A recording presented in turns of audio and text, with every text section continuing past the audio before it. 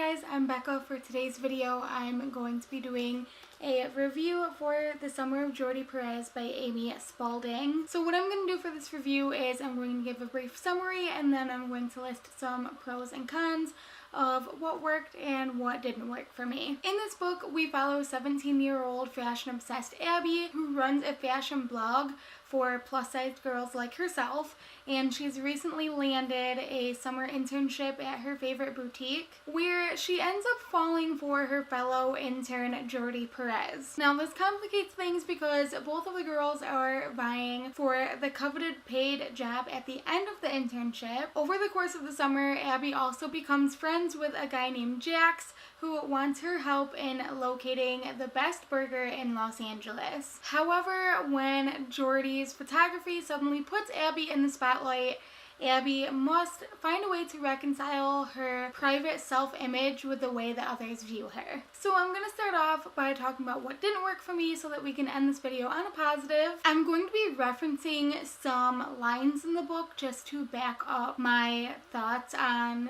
the writing itself, but this whole review is going to be spoiler free. So let's start with the writing. I felt like at times the writing included a lot of weird details that were unnecessary, and it took me out of the story and also made me feel like the author was making the reader out to be less intelligent than they actually are. So let me give you an example of this. On page 106, Abby, the main character, is returning home from a party. It's late at night, which is all laid out in the book. After all of this is set up, there's this line, which is a little bit odd to me. I walk into the backyard and sit on the grass. It's hard to see stars in Los Angeles.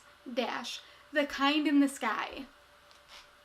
Like, obviously, if it's late at night and you're sitting on the grass outside and looking up at the sky, you're gonna be looking at the stars and not the celebrity kind. It was just so weird. There were so many points throughout the book that were like this, where they would be talking about something very specific or setting up like a scene or in dialogue, and then it would drop a line like that, where it just had no place in what was happening in the rest of the story. Like, there was no reason for me to be thinking that they would have even been referencing celebrities at all. If it was once or twice throughout the book, I probably would not have bothered me that much, but the fact that it happened several times, just, it took me out of the story every single time, and then I had to try to get re-immersed in what was going on. So not only was the writing very inconsistent at times, but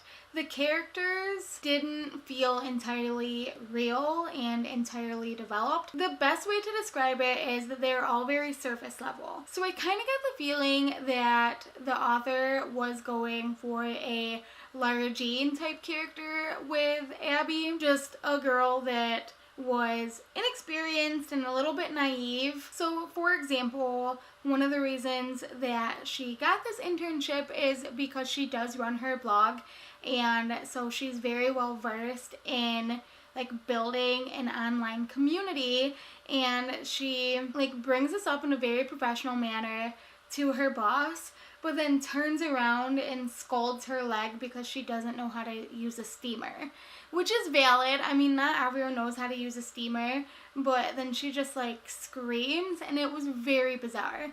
And these moments happened a lot, and I don't think that it helped that other characters in the story, including her boss, belittled Abby a lot and patronized her. Just the way that they interacted with her or responded to things that Abby said, it just didn't help. It did not help in the character development. It didn't help in making the characters feel genuine.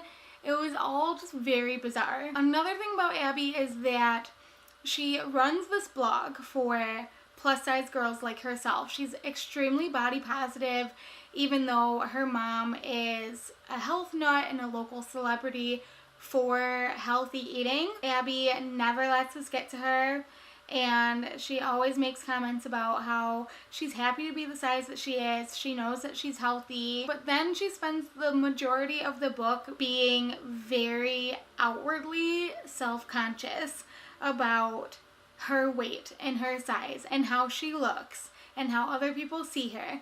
And it was really bizarre to read, and I think that it was actually intentional because she ends up getting called out about this by another character.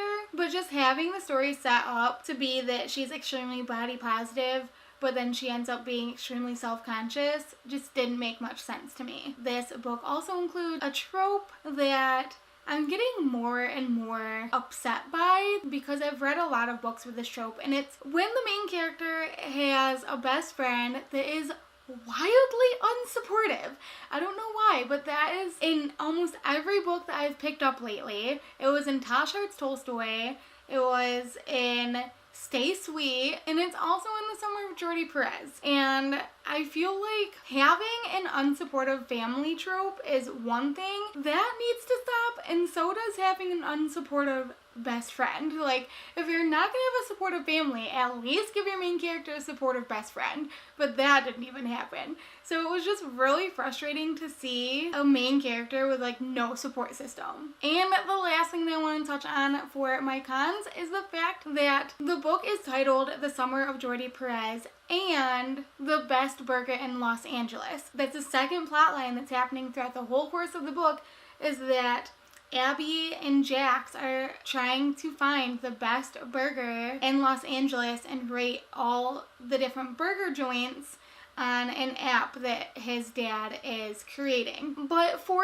being like even in the title, there's a shocking lack of burgers throughout the book. I was honestly expecting it to be like that episode of How I Met Your Mother where Marshall is trying to find the burger spot again, and they end up going to all these burger places, and he's like, it's good, but it's not the best. And that's not how it was at all. I feel like they went to 3, maybe 4 burger joints. They just like put in a bunch of random ratings. Like, they didn't go to burger joints. There was like a surprising lack of burger and food talk in a book with it in the title. I just wanted more burgers. Where were all the burgers? Okay, let's talk about some things that worked for me in this book. Even though I wish that her blog was on a different platform, there was a really cool aspect of like social media culture with her having a blog and Jordi being into photography and Abby's mom being like a local celebrity. And I think that books that do have that element of social media is really big right now, and I want to do a whole video all about different books that have elements of social media intertwined in it. This book also has a really cool fashion element in it. Abby is fashion obsessed and she wants to be a fashion designer, and she's interning at a super cool vintage boutique, so there's a lot of talk about fashion, fashion design, fashion shows, and fashion trends, and I think that's really cool, but it's definitely like a niche that you're either gonna like or you're not gonna like. And even though I'm not super into fashion, I still found it really interesting to learn more about it through this book. I thought that the romance between Abby and Jordi was really sweet. The romance started blossoming like fairly early on, but it's also not a long book at all. It's barely 275 pages, so I also wouldn't categorize it as insta-love. And because the romance happened earlier in the book, you really get to see it evolve over the course of the book, which is something that I love. So it wasn't insta-love and it wasn't slow burn. It was kind of like the perfect blend of those two, and I think that the length of the book really contributed to that. So even though I didn't love some of the writing, I still thought that the book was really well laid out. There weren't a lot of slow parts, and I was pretty engaged in what was going on from start to finish, and I think that the book wrapped up really nicely as well. So those are my thoughts on The Summer of Jordi Perez by Amy Spalding. Overall, the book didn't really work for me. There were just too many elements that took me out of the story, but the things that did work, I think, were really interesting, like the social media and the fashion elements, so that kept me engaged throughout the course of the book. Let me know down below in the comments if you've read this book and what you thought of it. That's all I got for you guys today, and I will see you next time.